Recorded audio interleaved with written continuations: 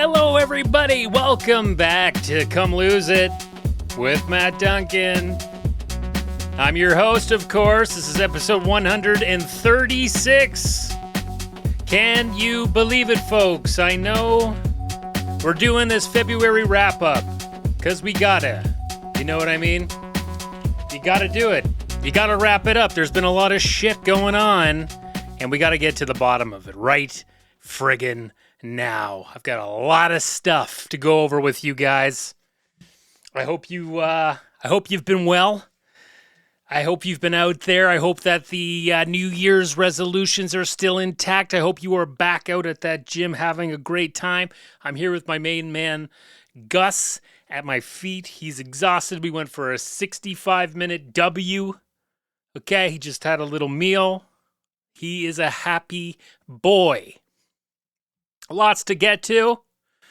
So let's just start off. You know, this is a fitness podcast, somewhat. We do talk about the fitness, the goal. There's a goal to this podcast. There is an end goal to this this podcast, and we're gonna get there, folks, eventually.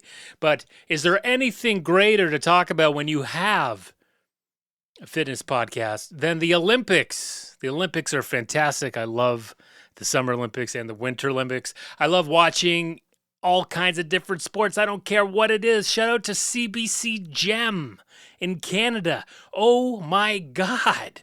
The one fucking thing we have on the world is the CBC Gem app for watching the Olympics. It was fantastic. You could just sign up for a free account, watch all the stuff live. You could watch replays of every single sport if you missed it, if you didn't want to get up for those Italiano mornings. Fantastic, I gotta say.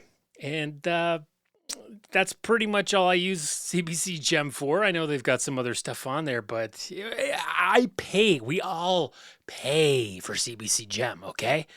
Except for my out-of-town listeners, my out-of-country listeners, CBC is owned by the people. It's a government thing. So we shouldn't be paying anything for it. And I mean, yeah, the premium version of it is $3, which isn't much. It isn't much in the world of the streaming. But I don't feel like I need to pay more money to the government. My goodness. So I won't be getting the premium. But let's talk about the biggest thing of the Olympics, the men's hockey, Canada, USA gold medal game. Unbelievable. Canada just had to really grind it out to get through the quarters, to get through the semis. It's just they were down, and they came back. Miracle on ice. Got to the gold medal game against the United States with all the tension and bullshit from the captain and shit himself, the shit caker, the man who craps in the chair of prestige. And we played the absolute shit out of the US of A. They had no fucking chance in hell at beating us at 5-on-5. And if I were the US during that game, if I was Austin Matthews, the captain of Team USA, during the intermission, going into the third, it was said, okay, look, we're not going to beat these guys 5-on-5. But the great thing about the Olympics this year is that they have inherited the fucking NHL overtime gimmick of 3-on-3. Now, a lot of people were pissed at the fact that the gold medal game went to 3-on-3. Some people said it should be 5-on-5 like it's always been for these big games. It's the reason why there's no 3-on-3 in overtime for the playoffs in the NHL. And so why would you do that in the Olympics, right? Like, it doesn't really make much sense. Like, are we really that crunched for time here? You think these guys can't sort it out in a 5-10 minute overtime? I think they will. I don't think we're going to get a big Olympic game. I think at least they should have started with 5-on-5. Now, I'm not trying to be a sore loser here because Canada won one of the gimmicks to get to the finals, right? We won in overtime against Finland in the semis. And we really... Was it Finland or was it Czechs? Which one was it? It was the Czechs? I don't know. Both of them we were losing. Anyway, we needed the gimmick. And the reason the gimmick exists, you see, is that in the NHL back in 2004, they shut down the fucking league for the entire year because there were so many things that they had to get sorted out before they signed a new collective bargaining agreement. One of those was a salary cap. They didn't want the rich teams being able to afford all these players. Okay, so they put a hard cap in. And then the other thing is, how do we get to be one of the better leagues in North America? Because we're currently fourth behind baseball, NFL, and the NBA. How do we make it more exciting? Because we can't sell the game with violence anymore because there's too many players who have severe brain damage from all of the violence of the past. There's no more people trying to murder each other and give themselves CTE. We can't sell we won't admit that there's CTE, but we can't use CTE to sell the game anymore. So they came up with this brilliant idea. Let's get rid of ties, that 1 point for a tie, and let's do an overtime that goes to a shootout if they don't settle it in after the 5 minutes. Okay, fine. So now we have fun breakaways to win the game. And I hate it because the best players in the world are bad at it. If you look at the percentages of all the top scorers, I guess good is 25, 30%. And then after, 10 years goes by and they get locked out again. How can we make it more exciting? We're still number 4. So they do 3-on-3 overtime. So now when it goes to overtime, it's 3-on-3. Sometimes it's great. It's so exciting, so fun, but it's not traditional hockey. That's pond hockey shit. It's a game of luck. So if I'm the American captain, Auston Matthews, I'm saying let's get to the fucking overtime because it's like 50-50. It's like whoever makes one error, gives up a 2-on-1, the game's over, right? And that's what happened. 1 minute and 40 seconds in, made a bad mistake, 3-on-1, game over. And I'm not taking it away from the Americans. They won. It's been a very long time for the Americans to win at this level. And it's great for competition. But I do wish that those two teams got to play it out like they did in the past. Like when Canada won those last 3 gold medals against them. 5-on-5. 5-on-5. I think only one of them went to overtime. The 2010 one where Sidney Crosby scored.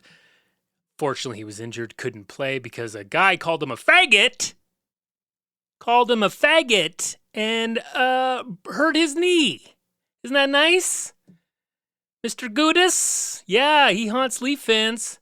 Called Sidney Crosby a fag. Real nice. Real nice in this day, but that's the hockey for you. Anyway, great tournament, a lot of fun. Refs were terrible. Absolutely atrocious. The Czechs had 6 guys on the ice and scored a goal with them against Canada. Thank God we won that game. That would have been haunting us for the next 4 years. And now we get to see Canada in revenge mode. They haven't done this with the States in a very long time. To be the revenge team. And poor Connor McDavid, he needs to fucking win something because I don't think he's winning the Stanley Cup this year. And I don't know how it's going to go for him in Edmonton. I feel like the window might be closed, so he might be just fucking rabid to win the next gold medal. And I don't think it'd be going to overtime. I'm going to say it right now. Mark it down. Get your fucking Palm Pilot out and put it in there for 2030. Gold medal game of Canada-USA is not going to overtime. I've been in dishwasher hell for a while. Do you guys have a dishwasher? Have you had a dishwasher that doesn't really, it kind of stops working so well? You're seeing why is there food on the outside of this thing when it was clean on the inside? Holy Christ. It's a really old dishwasher, right? And you can't bother the landlord too much with stuff like this. So, we try to be proactive. We try to get out there. We try to fix things on our own. And sure enough, we kind of figured what the culprit was in there. We took apart the dishwasher. We cleaned it. It's disgusting. If you ever take apart a dishwasher, if you unscrew the supply tube at the back and pull some shit out, holy fuck, man, it is gnarly in there. Gnarly.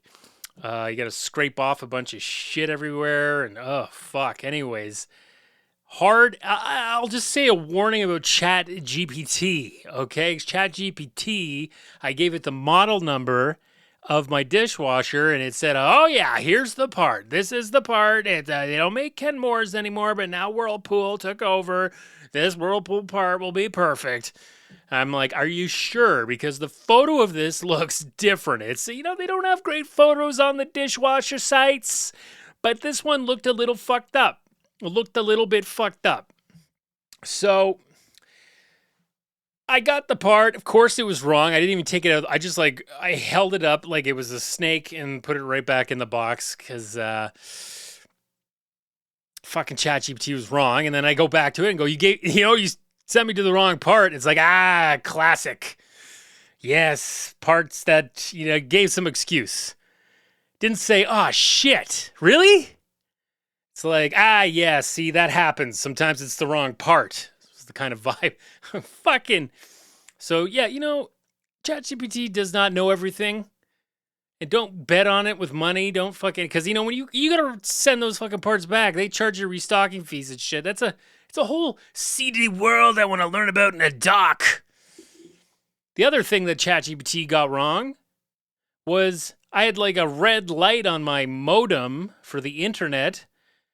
And I was like, "Can I just like shut it off for a bit and then it'll reset or something and it'll go away?" Nope. No, it's not going to do that. It's not going to get away. You're going to have to like sign into the settings and reset the firmware or some bullshit like that. So I took its word for it and I just left a fucking red light on. I don't give a shit. But then I had to turn the power off to do some electrical work. So the goddamn modem was off for a while. The modem was off for a good 30, 40 minutes. Turn it back on, the fucking light's gone. Jesus! ChatGPT, you are just Dr. Spadeso. I know, and you know, Dr. Spadeso is your grandfather, and you're getting all your information from him. If you don't know who Dr. Spadeso is out there, you look him up. He's one of the first AI therapists, my first therapist that I had when I was 7 years old. Found him on my Windows IBM PS1. Came out in probably 1990. Dr. Spadeso. If you need a therapist and you don't have a lot of money, talk to him. Anyway, I guess I should get moving along. That's quite the intro. But first, let's just do a buyer beware since we're talking about technology right now. I don't know if you've seen the ads. I don't know if you have one of these printers. They're called an EcoTank. An Epson EcoTank printer, and you've seen the commercials with Shaq, and he's like, "Oh, you don't have any cartridges anymore for ink. You just have these bottles, and you squeeze them in like ketchup and mustard, and you never have to worry about cartridges again." Here's the problem with this whole. This is huge too. Let me just say right now, this is huge. This could tank the this could eco tank them. The problem with them is that they get gummed up if you don't use it a lot.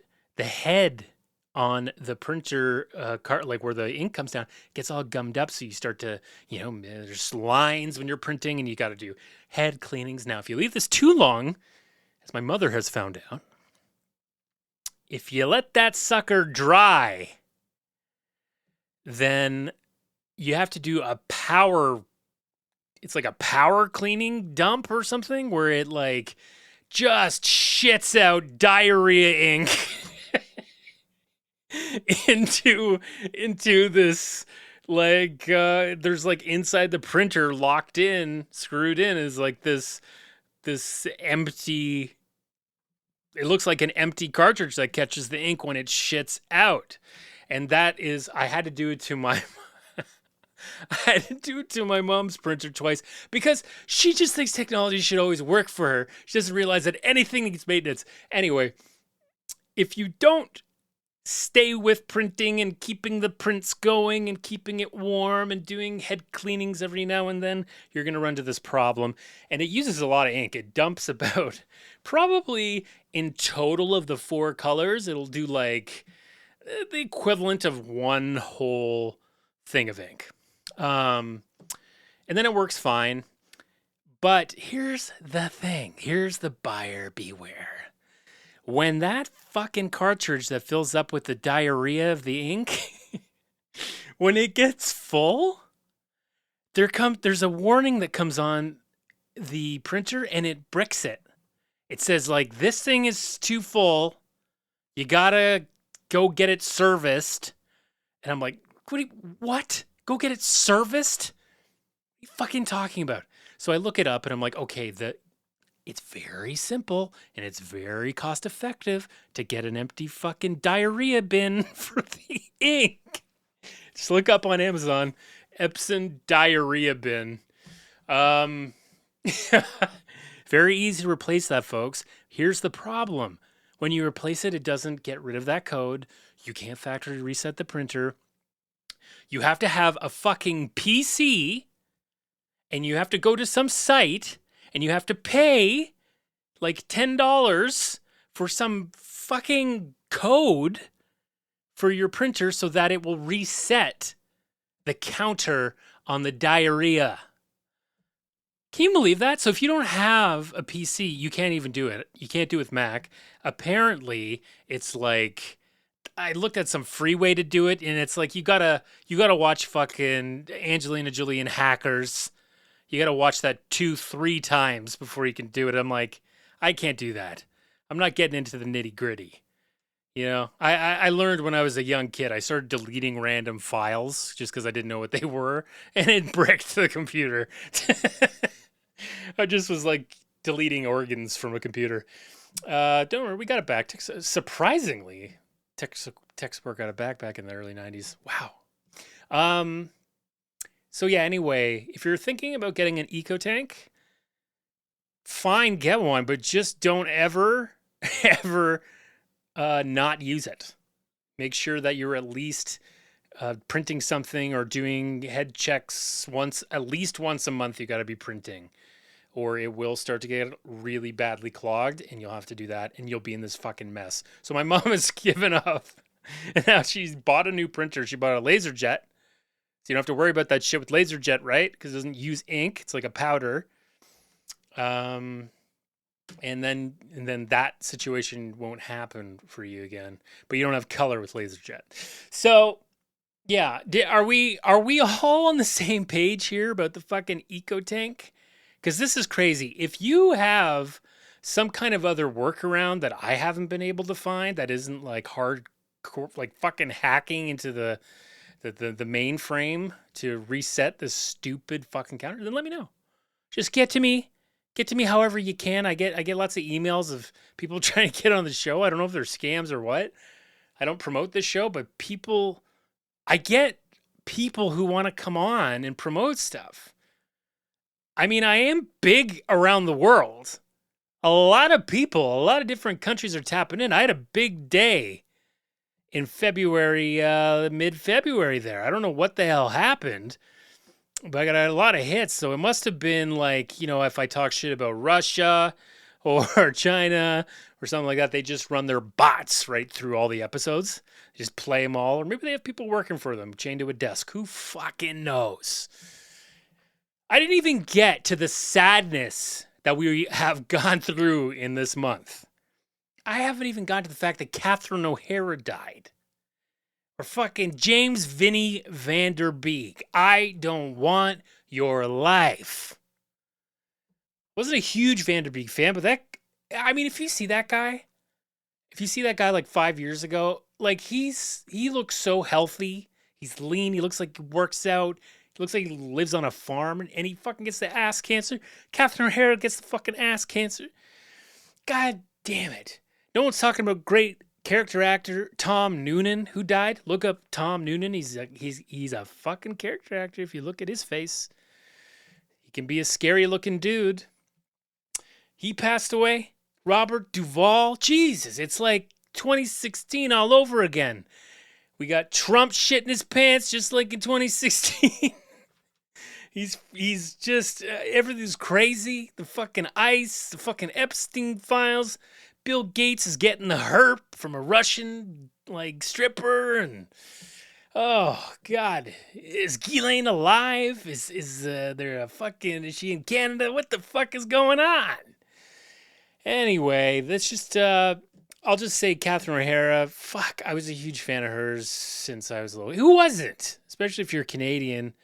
She was so huge. And when I started this fucking journey into acting and comedy and all this shit, when I was in college chasing that dream, I had this big poster up in my room that I got from the Second City Cafe that used to be in the airport in Toronto. And I had it like you could tear it off. It was like it was like you could tear it off the table and it was like a fucking placemat or whatever, right? So I kept one and I had it on my wall for years and it just had like the history of Second City. Catherine, had a big picture of Catherine O'Hara and the fucking original cast, program I was in was the fucking musical director, blah, blah, blah, blah. And she just was one of the best. Honestly, in my opinion, better than Meryl Streep. Better than Meryl. I think Meryl would say that too. Rest in peace, man. What a fucking blow. And Eugene's turned fucking 80. We only got so much time with fucking Eugene and fucking all these people making these funny improv movies. They're getting old, man. Christopher Guest. Fuck. Everyone's getting old, man. I'm getting old too. Let's get to the fitness update. Oh, shit. Fitness update. Okay, I'll try to motor through this because we have been taking a long time Jimmy. You know what I'm saying? Okay. I've been working out. I am back working out. I have been trying to at least work out 3 times a week, and I have completed 6 straight weeks of that. There was only one of those weeks, last week, that I did a minimum 3. If I do 3, then I'm keeping a tally and the streak is still going, right? I only did 3 last week because I did 6 the previous week and I was burned out. So I'm on to week 7. I've worked out twice. I've got 3 days to get at least 1 more in. I'll probably work out 2. And it feels good. I feel strong. My muscles are getting tight. The Pure Plank, which I've talked about, is great. Really love it. At the very least, like at the end of a workout, if I don't have much in me for abs, I'll just do a few sets on the Pure Plank. It's fantastic. I haven't been this excited since fucking Suzanne Summers and the Thigh Master. So, I don't know what was going on there. I'm sorry. Having some shoulder issues on my right shoulder. It's been hell. I have to lay off it as far as doing any type of shoulder lift with the weights. And I've been getting hammered with Instagram reels of people telling me how to fix it, which is great. Lots of different things to try. I think I'm doing too much, but there's like a couple of simple things I'm just doing every day to try to get that mobility going. I think it's a problem with having a desk job for the last 20 fucking years.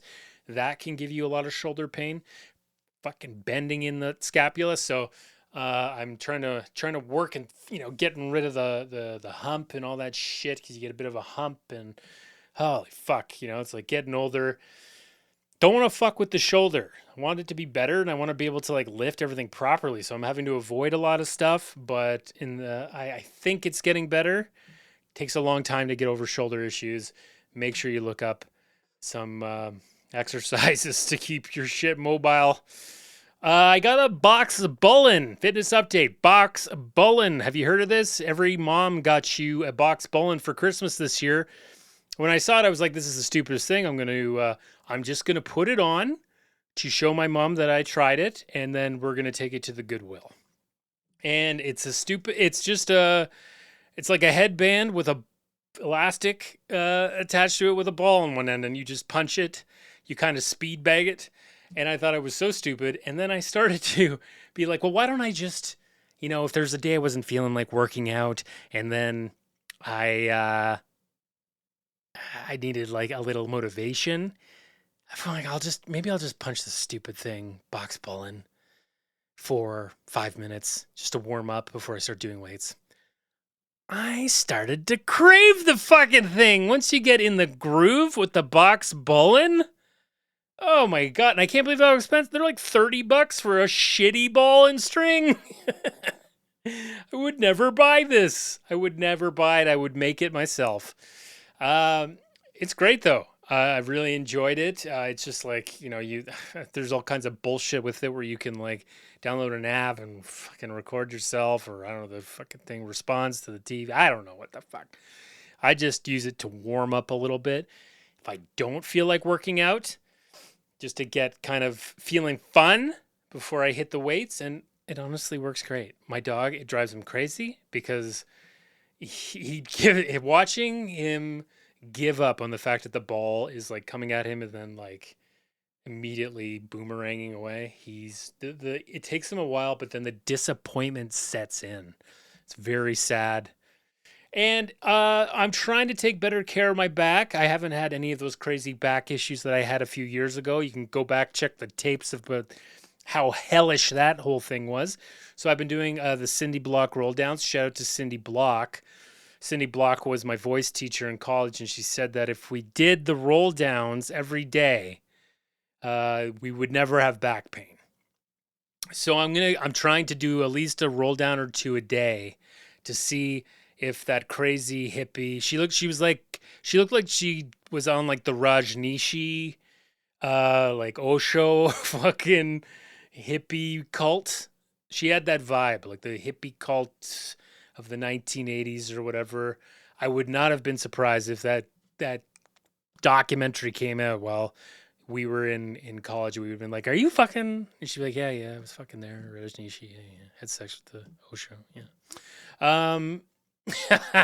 The other thing, I'm trying to lose weight. Obviously, that's the purpose of this podcast. I've been working out hard, hit the scale a couple times. I'm not seeing a lot of change. I'm actually, because I've been doing so much weight work and my muscles are getting bigger and denser, I've gained a little bit of weight. I'm actually the heaviest I think I've ever weighed, which is concerning. So I'm doing some things. I'm trying to help the liver. Apparently, you got to help that liver so it doesn't convert everything into fat. And there's a bunch of shit out there, right, guys? There's like everyone's talking about flaxseed oil or fucking taking shots of olive oil with lemon and all this fuck. There's tons of shit. But I did a little bit now. Do your own, as I always say, do your own fucking research and shit. But I did find some 3 easy things that can help for liver health. If you're trying to lose visceral fat, apparently coffee is great. Don't be afraid to drink coffee. Don't eat late. Try to cut it off early. Don't eat late. Don't go to bed digesting food. And take an omega-3 supplement. So I'm starting to take the omega-3 supplements. Apparently better for the liver than the flaxseed oil. Don't quote me on it. Just what I found. So those are the 3 things I'm just trying to do right now. Don't want to overwhelm myself. Don't want to do crazy cleanses. I'm here for the long run, brother. Health news. News that is health related. As someone who's losing his hair, one of the, the majority of men lose it. We have a little swig of coffee before we get into this.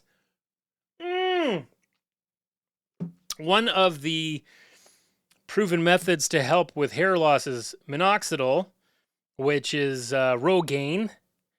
And the other one is finasteride. And a lot of companies I get ads for this shit. They have pills now that have both in them and stuff. And I'm like, I don't know anything really about finasteride, so I wanted to look it up.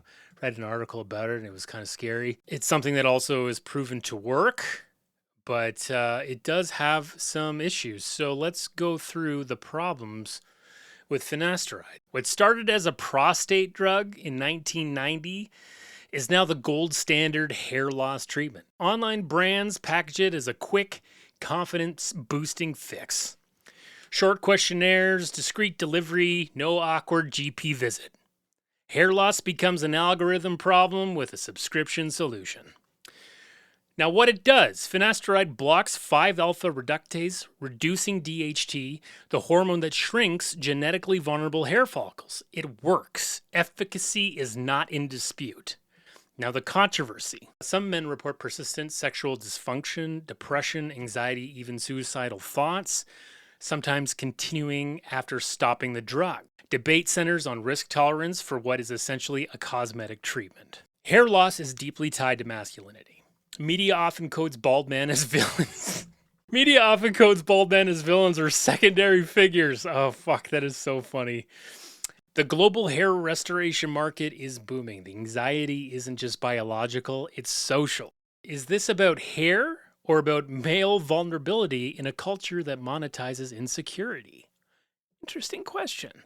So a lot of people have been having some bad side effects. I know we're in an age where we don't like to talk to our doctors about stuff, but always fucking talk to your doctor and then look into the fucking side effects of all this shit. Let's get to the other shit. Ha, ha. Ha, ha.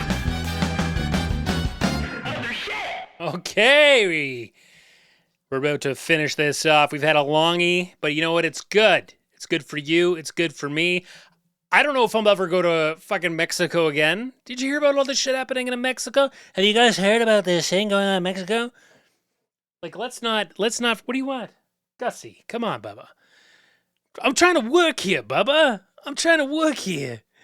The cartel is fucking taking over Puerto Vallarta, and it's pretty fucking scary. It's where all the fucking people go.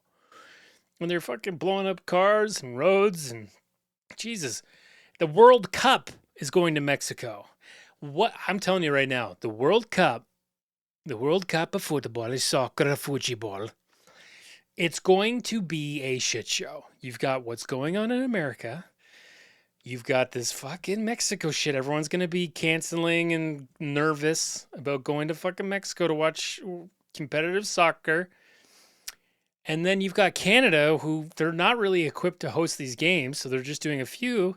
But we don't, like, Toronto does not have the fucking... I don't think they have the means to handle just a few games there. The fucking... Oh God, I hope the lube is nice and thick on that Eglinton LRT. I hope she's a washing nice, because it's just gonna be a shit show everywhere. I feel like it, maybe the least in Canada. It's only a few games or a couple games. None of the like huge games I think will be played there.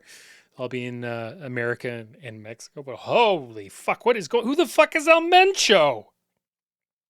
Who the fuck is El Mencho? Do you guys know? I've never heard of that guy before, but I can guarantee you, Narcos is coming back, baby. It's coming back. We talked about some of the protein powders and the plant-based protein, and I was someone that there's a brand called Vega Protein, and now I think there are certain different flavors of it that have shown to have higher amounts of lead. Vega is something that my wife buys a lot. We do have Vega Protein in the house. She does usually just have the berried flavor ones, so they're not the cocoa powdered ones. But there was an old brand, and we've done many taste tests on the pod. I've gone out to restaurants and tried different menu items based on this one brand. And you know what we're talking about when I say Beyond Meat. I'm going to end the podcast here with a little special of what the fuck happened to Beyond Meat. You know what I mean? Because Beyond Meat has really gone down the shitter. They are barely hanging on to any market value. People aren't buying it. It feels like the craze is over for people buying plant-based proteins. The price is too high, especially with inflation. Everyone's complaining about food prices all the time. So it's like it's got no fucking chance. So here's let's go through Beyond Meat and see just what the fuck is going on. All right. This is very sinister music for a vegan brand. Beyond Meat launched in 2009 with a simple mission: plant-based proteins that really mimic meat. Its timing was perfect. Environmental and health concerns were rising, and flexitarian eating was trending. Retail and restaurant partners, especially fast food and big chains, embraced it enthusiastically. The company went public in 2019 with one of the strongest food tech IPOs in history, driving enormous investor excitement. Beyond Meat became a high-growth poster child for plant-based disruption. Deals with major fast food brands and grocery aisles gave it legitimacy and visibility. It wasn't niche anymore. It was mainstream. Scaling factory output while maintaining quality and cost competitiveness proved harder than expected. Supply chain challenges and production bottlenecks undermined consistent availability. Other plant-based brands and incumbents like Impossible Foods, Tyson, and Nestle upped their game, narrowing any uniqueness Beyond Meat had. Some competitors offered products that edged ahead of taste or retail pricing. Early adopters snapped up products, but broader mainstream repeat purchasing lagged. Many consumers cited taste, price, or lack of perceived health benefits compared with Whole Foods. Sales growth slowed. Revenue forecasts were revised downward, and the company reported losses. Stock price declined sharply from its IPO highs of $194 a share to now 82 cents. Investors began to doubt the sustainability of the plant-based meat narrative, especially as economic pressures made value and familiarity, real meat or cheaper proteins, more attractive to shoppers. Beyond Meat has since retrenched, focusing on core products, cost efficiency, international markets, and partnerships. Some executives have changed. The brand still is in play, but it isn't the breakout disruptor it once seemed. What this story illustrates is how innovation hype can outrun repeat consumer demand and unit economics. Novelty drives headlines, but long-term success depends on sustained everyday purchasing and cost competitiveness. So that's what's happening on with the Beyond Meat. $194 a share at its peak in the early 2020s. I don't know, is it 2021? 82 cents right now if you want to get into the Beyond Meat. 82 cents a share. Holy fuck. And look, I'm not here to shit on Beyond Meat. I like some of it. I do find that there's a taste to it, an aftertaste that even some vegetarians and vegans don't enjoy. You have to just like the product for what it is, an alternative. And no, it doesn't taste like meat. Not even a bit. But enough to enjoy a tasty burger. Health matters.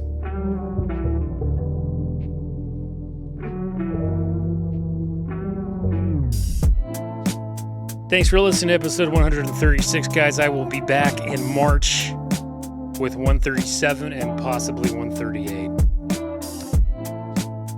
Check your protein powders. Treat yourself to a Beyond Meat burger. They're more avocado oil now. 70% less fat or something. Hey, I'm rooting for them. So we don't have a planet to sustain all this meat. God bless you. Goodbye.